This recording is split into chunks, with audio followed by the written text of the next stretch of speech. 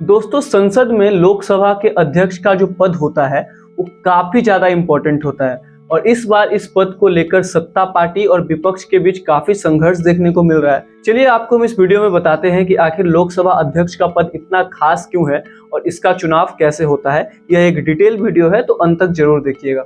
दोस्तों, 18वीं लोकसभा का जो पहला सत्र है वो 24 जून को शुरू हो गया।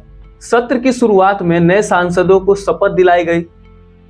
इसके बाद जो सबसे अहम काम था वो था लोकसभा के अध्यक्ष की नियुक्ति। बीजेपी के सांसद ओम बिरला 17वीं लोकसभा के अध्यक्ष थे। हालांकि संविधान के अनुसार जो लोकसभा के अध्यक्ष का कार्यकाल होता है वो दूसरी लोकसभा की शुरुआत के सत्र तक ही रहता है। इसीलिए जब 18वीं लोकसभा की कार्यवाही शुरू हुई तो सबसे पहले प्रोटेम स्पीकर को नियुक्त किया गया। प्रोटेम स्पीकर सांसदों को शपथ दिलाता है और जब तक लोकसभा का अध्यक्ष नियुक्त नहीं होता तब तक जो पूरा कामकाज है वो देखता है। संसद के सबसे वरिष्ठ सदस्य को प्रोटेम स्पीकर चुना जाता है। इस हिसाब से देखें तो कांग्रेस के कार्यकारी समिति के सदस्य और केरल के मवेलिक्कारा से सांसद कोडिकुनिल सुरेश का दावा सबसे मजबूत होता था।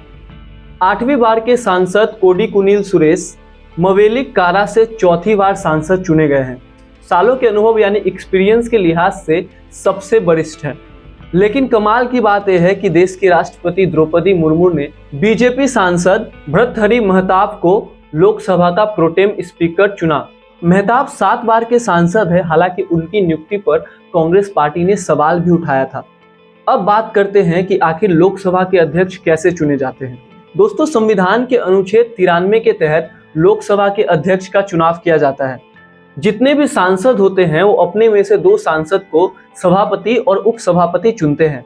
सदस्यों को लोकसभा अध्यक्ष के चुनाव के एक दिन पहले उम्मीदवारों को समर्थन का नोटिस जारी करना होता है। चुनाव के दिन लोकसभा अध्यक्ष का चुनाव साधारण बहुमत के जरिए किया जाता है, यानी जिस उम्मीदवार को उस दिन लोकसभा में मौजूद आधे से ज्यादा सांसद वोट देते हैं वही लोकसभा का अध्यक्ष नियुक्त होता है। हालांकि इसके अलावा लोकसभा के अध्यक्ष के पद पर बने रहने के लिए अन्य शर्त या योग्यता होने की कोई जरूरत नहीं है। हालांकि एक बात तो है कि जो व्यक्ति सदन का स्पीकर बनता है उसे संसद के कामकाज, उसके नियम और संविधान की जानकारी होनी काफी ज्यादा जरूरत है। लोकसभा अध्यक्ष सदन के काम को सुचारू रूप से चलाने के लिए जिम्मेदार होता है। इसीलिए यह जो पद है वो काफी ज्यादा महत्वपूर्ण होता है। लोकसभा अध्यक्ष संसदीय बैठक का एजेंडा भी तय करते हैं और सदन में अगर कोई भी विवाद होता है तो नियम के अनुसार जो स्पीकर होता है वो उन पर कार्रवाई भी करते हैं। सदन में सत्ता पक्ष और विपक्ष दोनों के सांसद होते हैं तो जनरली जो लोकसभा का अध्यक्ष होता है उससे यह उम्मीद की जाती है कि वह न्यूट्रल रहेगा और ना किसी का पक्ष लेगा और ना ही किसी के समर्थन में अपना वक्तव्य देगा। मतलब कि वो पूरी तरीके से जो है वो न्यूट्रल रहेगा। लोकसभा का जो स्पीकर होता है वो किसी भी मुद्दे पर जो अपनी राय है वो घोषित नहीं करते हैं। वे किसी भी प्रस्ताव पर अगर वोटिंग होते हैं तो उसमें भाग नहीं लेते। हालांकि कभी कभी ऐसा होता है कि किसी मुद्दे पर पक्ष और विपक्ष दोनों को बराबर वोट मिल जाते हैं तो ऐसे में जो लोकसभा का अध्यक्ष होता है या जो स्पीकर होता है वो निर्णायक मत डाल सकता है। हालांकि लोकसभा अध्यक्ष की एक और बड़ी पावर ये होती है कि अगर कोई सांसद दुर्व्यवहार करता है तो लोकसभा का स्पीकर उसे निलंबित भी कर सकता है। अब चलिए आपको बताते हैं कि डिप्टी स्पीकर का जो चुनाव होता है वो कैसे होता है।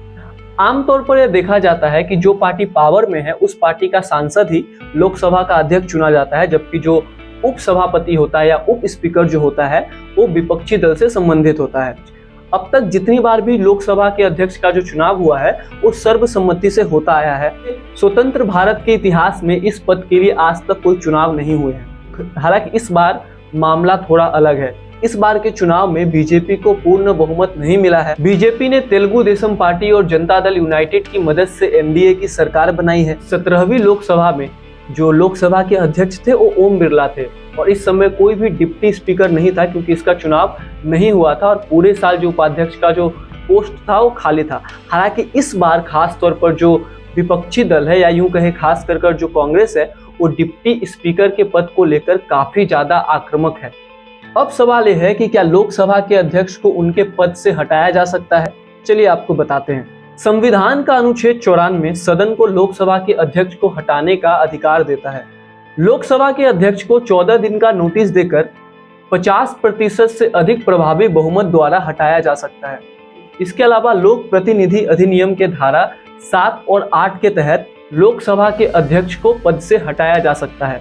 अगर कोई लोकसभा का अध्यक्ष खुद इस्तीफा देना चाहता है तो उसे अपना इस्तीफा जो है वो डिप्टी अध्यक्ष को यानी डिप्टी स्पीकर को देना पड़ता है। बहरहाल एक जानकारी थी जो हम आपको देना चाहते थे। अगर आपको हमारे वीडियोस पसंद आते हैं तो हमारे चैनल को जरूर सब्सक्राइब कीजिए। धन्यवाद।